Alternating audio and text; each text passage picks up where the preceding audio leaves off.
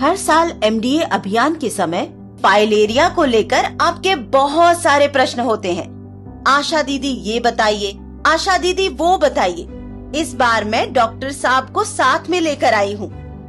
आप इनसे अपने सारे सवाल पूछ सकते हैं, जिनका डॉक्टर साहब सही जानकारी देंगे और आपके मन की हर शंका और गलतफहमियों को दूर कर देंगे। डॉक्टर साहब, ये फाइलेरिया वाइलेरिया मुझे तो नहीं होगा? जी नहीं, ऐसा कुछ लोग सोचते हैं, पर ये सच नहीं है। फाइलेरिया किसी को भी हो सकता है।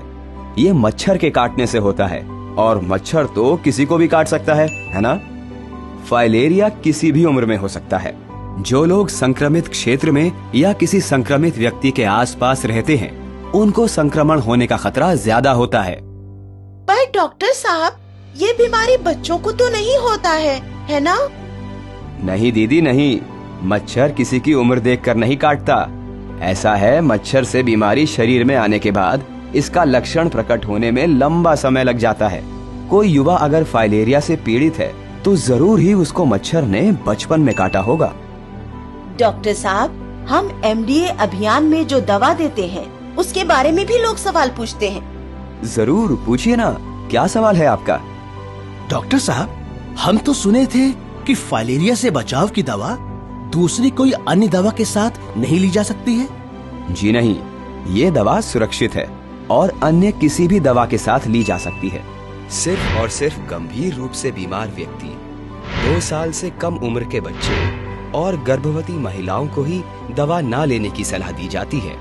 फाइलेरिया तो सुना था कि अपने माँ बाप से आता है, यानी वंशानुगत बीमारी है। जी नहीं, ये बीमारी वंशानुगत नहीं है। ये मच्छर के काटने से होने वाली बीमारी है और ये किसी को भी हो सकती है। डॉक्टर साहब, ये दवा सरकार से मुफ्त में मिलती है, तो क्या ये असरदार होती है?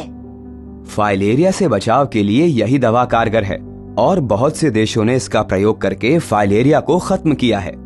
ये दवा सभी फाइलेरिया प्रभावित क्षेत्रों में खिलाई जाती है, अतः इसको स्वास्थ्य कर्मी के सामने खाना अनिवार्य है। हमको तो किसी ने बोला था कि केवल एल्बेंडाजोल टैबलेट का सेवन करना चाहिए, अन्य दवा का नहीं। नहीं, फाइलेरिया की रोकथाम के लिए केवल एक दवा प्रभावी नहीं है। सभी को सारी आवश्यक दवाओं का सेवन करना चाहिए।